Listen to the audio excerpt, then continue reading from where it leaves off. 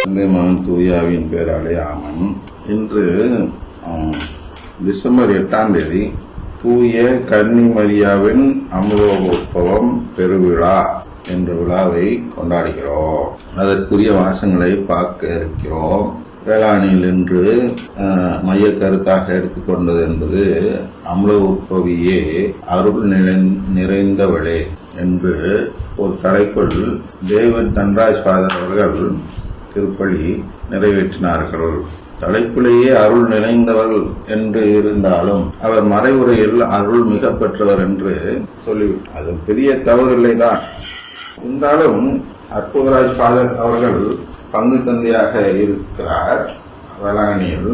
இந்த அற்புதராஜ் ஃபாதர் தான் திண்டிவனத்தில் இருந்த பொழுது அருள் மிக பெற்றவள், இனி பயன்படுத்த தேவையில்லை, அருள் நிறைந்தவளே என்று சொல்வதுதான் சரி என்று ஆயர்பேரவையின் முடிவை தமிழ்நாட்டுக்கு பறைசாற்றி அதை அனைவரும் கடைபிடிக்க வேண்டும் என்று சொல்லிக் கொடுத்த அந்த குரு ஆனவர் இன்று பங்கு தந்தையாகவே இருக்கக்கூடிய ஒரு பங்கில் இது போன்ற வார்த்தையை மீண்டும் பயன்படுத்துவது என்பது மீண்டும் ஆயர்பேரவைக்கு மதிப்பு மரியாதை கொடுக்காத செயலாக மாறுகிறது. இது போன்ற ஒரு சின்ன குறைகள் தவிர மற்றபடி இன்று டேவிட் தன்ராஜ் ஃபாதர் அவர்கள் கொடுத்த மறைவுரை என்பது ஒரு தூய்மையான கத்தோலிக்க மறைவுரை தான். அதிலும் ஒரு சிறப்பம்சம் என்று சொல்ல வேண்டும் என்றால் அவர்கள் அந்த உதாரணம் காட்டினார்கள். என்ன உதாரணம் காட்டினார்கள் என்றால், அமல உற்பவி என்று திருவிவிலியத்தில் எந்த இடத்திலும் கூறப்படவில்லையே, பிறகு எப்படி அமலவம் என்ற அந்த நிலையை அன்னை மரியாளுக்கு கொடுக்கிறீர்கள் என்று அனைவரும் கேட்கக்கூடிய கேள்விக்கு பதில் அளிக்கும் விதத்தில் சான்று பகர மேற்கோள் காட்ட அவர்கள் காட்டிய ஒரு மேற்கோள் மிகவும் அருமையானது. அது எது என்றால், நற்கருணை பேழை. நற்கருணை பேழையை தொடுவதற்கு முன்பு யாராக இருந்தாலும் அவர்கள் தங்களுடைய பாவங்களை போக்கி ஒரு அமல நிலை, உற்பவம் நிலையில் அமலமாக இருந்தவர் அன்னை மரியாள். மற்றவர்களெல்லாம் அமல நிலையை அடைகிறார்கள். அந்த பாவத்திற்கு மன்னிப்பு பெற்று தூய்மை அடைந்ததும் அவர்கள் மலம் என்றால் அழுக்கு, மலம் என்றால் அழுக்கற்ற என்று பொருள். இது வடமொழி சொல்தான் என்று நினைக்கிறேன். எனவே இந்த அமல நிலை என்பது எல்லோரும் அடைகிறோம். உற்பவத்திலே அமல நிலை அடைவதுதான் அன்னை மரியாள். நாம் ஒவ்வொருவரும் அந்த ஒப்புரவு அருட்சாதனம் பெற்றவுடன் இந்த அமல நிலையை அடைகிறோம். நன்றாக புரிந்து கொள்ளுங்கள். அவர் புரிந்து கொள்ளவில்லை டேவிட் தன்ராஜ் ஃபாதர், அதனால் தான் மீண்டும் அதை வலியுறுத்துகிறேன். ஒப்புரவு அருட்சாதனம் பெற்ற பிறகு நாம் அமல நிலை அடைகிறோம், பாவ மன்னிப்பு பெற்ற பிறகு அமல நிலை அடைகிறோம் என்று டேவிட் தன்ராஜ் ஃபாதர் சொன்னதுதான் சிறிய ஒரு வேறுபாடு இருக்கிறது.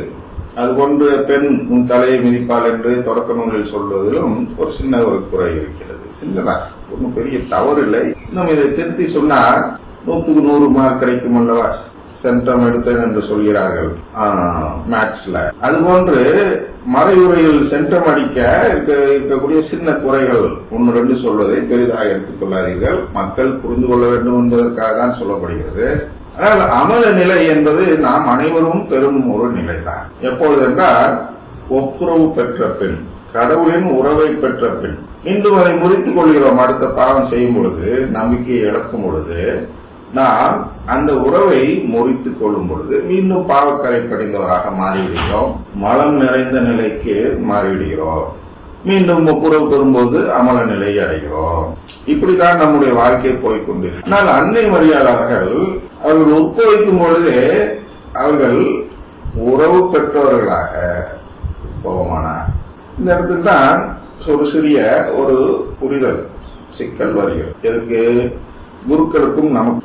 இந்த குருக்கள் வளமை நற்செய்தி நம்பக்கூடிய குருக்களும் கடவுளின் குடும்பத்தை நம்பாத குருக்களும் திருச்சபையில் இருக்கிறார்கள். அவர்களுக்கும் நமக்கும் இடையே சில சர்ச்சைகள் அப்போது எழும். அது இந்த அடிப்படையில் தான். எந்த அடிப்படையில் என்றால், மார்ட்டின் லூத்தரும் இந்த அடிப்படையில் தான் வெளியேறினார். மன்னிப்பு பெரிதா, ஒப்புரவு பெரிதா? அவர்கள் மன்னிப்பு பெரிது என்று பார்க்கிறார்கள், நாம் உறவு பெரிது என்று பார்க்கிறோம். அந்த வளமை நற்செய்தியை நம்புகிறவர்கள் மன்னிப்புதான் என்று வாதாடுவார்கள். சிலுவை நற்செய்தியை கடைபிடிப்பவர்கள் உறவுதான் என்று வாதாடுவார்கள். இவ்வளவுதான் வித்தியாசம். ஆனால் இங்கே அமல நிலை எப்பொழுது வருகிறது என்றால் பாவம் நீங்கியதும் வருகிறது என்று அவர்கள் சொல்வார்கள். நான் என்ன சொல்கிறேன் என்றால் நாம், அதாவது கடவுளின் குடும்பத்தை நம்பக்கூடிய நாம், சிலுவை நற்செய்தியை கடைபிடிக்கக்கூடிய நாம், அதை நம்பக்கூடிய நாம் என்ன சொல்கிறோம் என்றால் அமல நிலை என்பது உறவு பெற்றதும் வந்தது. உதாரணத்திற்கு ஏவாள், அதாவது முதல் ஏவாள் என்று சொல்லலாம், அன்னை மரியாள் அவர்களை புதிய ஏவாள் என்று சொல்லலாம். அந்த ஏவாளை குறித்து தொடக்க நூல் 3வது அதிகாரத்தில் தொடக்க நூல் 3 20வது வசனம் சொல்கிறது. என்ன சொல்கிறது என்றால், மனிதன் தன் மனைவிக்கு ஏவாள் என்று பெயரிட்டான், ஏனெனில் உயிருள்ளோர் எல்லோருக்கும் அவளே தாய். புரிஞ்சுக்குங்க, அங்க சொல்லிட்டார், தொடக்க நூல்ல சொல்லிட்டார். என்ன சொல்லிட்டார் என்றால், ஒரு தாய், உயிருள்ள எல்லோருக்கும் யார் தாயாக இருக்கிறாரோ அந்த நபர் தான் ஏவாள். ஆனால் பழைய ஏவாள் புதிய ஏவாள் என்றும் எடுத்துக்கொள்ளலாம். அந்த தாயாக இருக்க வேண்டிய நிலையை முதல் ஒரு ஏவாளுக்கு கொடுக்கிறார். அந்த நிலையை அந்த ஏவாள் இழந்து விடுகிறார். அந்த ஏவாள் கடவுளின் திட்டத்தில் இல்லாதவன். ஏன் என்றால், அந்த ஏவாளை மண் உலகத்தில் பிறக்கச் செய்யவில்லை. மண் உலகத்தில் மனிதர்களை சோதிக்க வேண்டும் என்பதுதான் கடவுளின் திட்டம். ஆனால் நான் வேண்டுமென்றே உன்னை மண் உலகத்தில் போட்டு வாட்டவில்லை அப்பா, வேண்டுமென்றே உன்னை பாடுபட வைக்க வேண்டும், உன்னை பாடுகளின் மூலமாக சோதிக்க வேண்டும் என்பது என்னுடைய நோக்கம் அல்ல. ஆனால் பாடுகள் கொடுக்காமல் நான் சோதித்தேன் என்றால் உம்முடைய நிலை என்னவாக மாறும் என்பதை பார்த்து கொள்ளுங்கள் என்று சொல்லும் விதத்தில் தான் ஏவாளையும் ஆதாமையும் ஏவாளையும் படைக்கிறார் கடவுள். அதாவது இன்பவனம் என்று சொல்வார்கள் வளமை நற்செய்தியை நம்புகிறவர்கள். இன்பவனத்தில் ஏவாளையும் ஆதாமையும் படைத்து, இது போன்ற சோதனை என்பது ஆபத்தானது, உங்களுக்கு நல்லதை பெற்றுத்தராது என்று காட்டுவதற்காக 2 ஆன்மாக்களை மட்டும் அங்கே வைத்து, என்ன அந்த சோதனை நல்லதை பெற்றுத்தராது என்றால், ஒரு செயலை செய்த பின் எனக்கு அந்த உறவு வேண்டாம், கடவுளின் உறவு வேண்டாம் என்று சொல்லும் அந்த செயல்தான் நமக்கு உகந்த செயல் அல்ல. மாறாக ஒரு செயலை செய்த பின் கடவுள் உறவு வேண்டும் என்று சொல்லக்கூடிய செயல்தான் மனிதனுக்கு ஏற்புடைய சோதனையின் செயல். எனவே அந்த முறைமேல் எந்த முறைமை, அந்த செயல்முறை என்றால் சாவு தரும் உணவை காட்டி நீ இதை சாப்பிடாதே என்று சொல்லி பார்க்கும் பொழுது, அவன் மீறி சாப்பிடும் பொழுது அவன் உறவை இழந்து விடுகிறான். கடவுளின் உறவு வேண்டாம் என்று சொல்வதாக பொருள்படுகிறது. அதனால் அதில் ஒரு தீர்ப்பு நாள் வருவதற்கு இடமே இல்லை. இதுல அந்த சோதனை முறையில் ஒரு தீர்ப்பு இடும், அதாவது முடிவெடுக்கும் நிலை அதில் வருவதற்கு வாய்ப்பே இல்லை. ஏனென்றால் எப்போது வேண்டுமானாலும் ஒருவன் அந்த சாவு தரும் கனியை புசித்து நான் விரும்பவில்லை என்பதை சொல்லிவிடுறதுக்கு வாய்ப்பு இருக்கு. தீர்ப்பு முடிந்த பிறகு கூட அவன் விரும்பலை என்று சொல்வான். ஆனால் அது உகந்தது அல்ல என்று காட்டுவதற்காக 2 நபரை மட்டும் அந்த முறையில் சோதித்து நமக்கு அந்த உண்மையை சொல்லிக் சோதித்த பின் மற்ற அனைவரையும் வேறொரு முறையில் சோதிக்கிறார். அந்த முறைதான் வாழ்வு தரும் உணவை காட்டி, இதை நீ புசித்த நாளில் முதல் நீ வாழ்வாய், அங்கே அதை புசித்த நாள் முதல் நீ சாவாய், சாவு தரும் கனி. அது அப்படியே வாழ்வுக்கு பரட்டி போடுங்க. வாழ்வு தரும் கனி என்று சொல்லக்கூடிய வாழ்வு தரும் உணவு அங்கேயும் இருந்தது இன்பவனத்தில். தொடக்க நூல் 3வது அதிகாரம் 22வது வசனத்தை எடுத்து பார்த்தால் அதில் இருக்கிறது. இதனால்தான் வெளியே அனுப்புகிறார். இவன் வாழ்த்தங்கனியை தகுதியற்ற நிலையில் சாப்பிட்டு விடுவான் என்று சொல்வதற்காக, நன்மை தீமை அறிந்த நிலையில் சாப்பிட்டு விடுவான் என்று சொல்வதற்காக அவனை வெளியே அனுப்பிவிடு என்று வெளியே அனுப்பிவிடுவார் கடவுள். அதை பார்க்கிறோம். எனவே இது மனப்பாடமா எல்லாம் தெரியுங்கிற மனப்பாடெல்லாம் ஒருத்தருக்கும் தெரியாது. கனியை சாப்பிட்டாங்க மனப்பாடம் ஏன் அனுப்புறாரு பாதர்களுக்கே சொல்ல தெரியாது. ஏனென்றால் அவர்கள் அதை நம்புவதில்லை, கடவுளின் குடும்பத்தை நம்புவதில்லை. எனவே கடவுள் ஒரு முறைமை வைத்திருக்கிறார். அந்த முறைமை என்ன என்றால், வாழ்வு தரும் கனியை புசித்தால் அவனுக்கு உறவு கொடுப்பார். இவ்வளவுதாங்க அந்த முறைமை.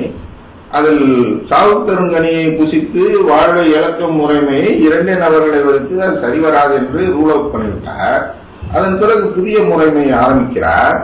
அந்த முறைமையில் வரக்கூடிய தாய் அவளுக்கு தான் புதிய ஏவாள் என்று சொல்கிறோம். அதுதான் இங்க 20வது வசனம் சொல்கிறது. மனிதன் தன் மனைவிக்கு ஏவாள் என்று பெயரிட்டான். மனிதன்னா யார், மனைவினா யார்? உடனே மனிதன் என்பதும் நாம் இயேசு என்றால் அப்ப மாதா எப்படி மனைவி ஆவாங்க? அவங்க தாயாச்சே அப்படிலாம் சொல்லுவீங்க. சரியா? விண்ணகத்துல கணவனும் இல்லை மனைவியும் இல்லை. அவர் என்ன சொல்ல வர்றாருன்னா, ஒரு கணவனுக்கும் மனைவிக்கும் இடையே எப்படி ஒரே நாளில் உறவு பெற்று அந்த அந்நியராக இருக்கக்கூடிய ஒரு மனைவி ஒரே குடும்பத்தை சேர்ந்த உறுப்பினராக மாறிவிடுகிறாளோ, அதுபோன்று நம்மை அந்த தாயின் பிள்ளைகளாக மாற்றுவதுதான் கடவுளின் திட்டம். அதனால் அது உருவகமாக சொல்லப்படுவது. மனிதன் தன் மனைவி, மனிதன் ஒரு உருவகம் கடவுளுக்கு, அதாவது மனித உருவில் இருக்கும் கடவுளுக்கு. மனைவி என்பது அந்த திருச்சபை மக்கள் அப்படின்னு சொல்றோம். அதுலயும் முதல் பெண்ணாக இருக்கக்கூடியவர் தான் அந்த தாய். எல்லா உயிரினங்களுக்கும் அது அழகா சொல்றார் பாருங்க.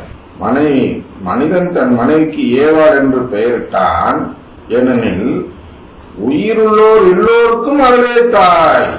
அன்னை மரியாள். அதான் வேலை என்ன பார்க்கிறோம், எல்லா மதத்தினரும் வருவார்கள், எல்லோருக்கும் அவர்கள் தாய். இந்த உறவு தொடர்ந்து இருக்க வேண்டும் என்று விரும்புகிறவர்கள் தான் என்ன செய்கிறார்கள் என்றால், உடன்படிக்கை செய்து கடவுளிடம் அதை விரும்பி கேட்கும் பொழுது கடவுள் அவர்களுக்கு நிலைவாழ்வு என்ற அந்த உரிமை பெற்றை தந்து தன்னுடைய பிள்ளைகளாக அவர்களை ஏற்றுக்கொள்கிறார் கடவுள். எனவே இதன் மூலமாக தாய் அன்னை மரியாள் நமக்கெல்லாம் உறவு தருபவராக இருக்கிறார். அமல உற்பவியே அருள் நிறைந்தவளே என்றால் இதுதான் பொருள். அவர்தான் அருள் நிறைந்தவள் என்றால் அவரின்றி யாருக்கும் மீட்பே கிடையாது. இந்த உறவு இல்லாமல் ஒருவரும் மீட்பு பெற முடியாது. முட்டையோடு சொல்றோம், ஒருத்தருக்கும் மீட்பு கிடைக்காது. உடனே கண்டவனை சென்று சொல்லி பாயிறாங்க குருக்களும் ஆயர்களும். என்னையா உள்ளதை சொன்னா கண்டம்னேஷனா இல்ல, அன்னை மரியாதை தாயாக ஏற்றுக்கொள்ளாத ஒருவர் கூட மீட்பு கிடையாது. என்னன்னா மீட்பே அந்த உறவை பெறுவதுதான் மீட்பே. அப்புறம் அது இல்லாத ஒரு மீட்பை நீங்க ஏன் போதிக்கிறீர்கள்? திருச்சபைக்கு எதிரானது. திருச்சபைன்னு சொல்வதை விட இயேசு போதித்த அந்த நற்செய்திக்கே எதிரானது. நற்செய்தி என்ன என்றால் கடவுளின் குடும்பம் இருக்கிறது, அதில் சேர்வதுதான் மனிதன் நோக்கம் என்று சொல்வதுதான் நற்செய்தியே. உனக்காக அது காத்திருக்கிறது ஐயா, இந்த குடும்பத்தில் உறவு நீ மீண்டும் பெற்றுக்கொள்ள ஐயா என்று அழைப்பதுதான் நற்செய்தி. அதுவே இல்லைன்னு சொல்லிட்டு நீங்க இன்னொரு மோட்சத்தை காட்டினீங்கன்னா நீங்க இயேசுக்கு எதிராக போதிக்கிறீர்கள். ஆயராக இருந்தாலும் சரி, நீங்கள் இயேசுக்கு எதிரானவர் என்ற நிலையை அடைகிறீர்கள். எனவே இன்று அமல உற்பவி திருநாளை கொண்டாடுவதால் 5 நிமிடத்தில் எல்லாம் முடிக்க முடியாது. ஆனால் எவ்வளவு நேரமானாலும் சற்று கேளுங்கள். நீங்கள் எல்லாம் சிறப்பாக இந்த அமல உற்பவி திருநாளை கொண்டாடி கொண்டிருப்பீர்கள் என்று தெரியும். உங்களுக்கு இன்று கேட்க நேரம் இருக்காது என்றும் தெரியும். இருந்தாலும் நீங்கள் கிடைக்கும் நேரத்தில் இன்றோ நாளையோ வேறு நாளோ இதை கேட்டு தெரிந்து கொள்ளுங்கள். அது நமக்கு நல்லது, நம் மீட்புக்கு அது உதவும். சரியான புரிதல் ஞானம் என்று சொன்னார் தேவர் தன்ராஜ் பாதர். அறிவுந்து புண்ணியம் உள்ள ஞானம் இருக்க வேண்டும் என்று சொன்னார். ஞானம் உள்ளவர் மட்டும்தான் இதை புரிந்து கொள்வார்கள் என்று சொன்னார். அதை சொல்லிவிட்டு தான் அந்த பேழைக்குள் போனார். அக்கரணை பேழையை தொடும் பொழுது அமர நிலை இருக்க வேண்டும் ஒவ்வொருவருக்கும் என்று சொல்லிவிட்டு இந்த அன்னை மரியாதை ஏன் அமல உற்பவியாக கடவுள் படைத்தார் என்பதற்கு சொல்லும் பொழுது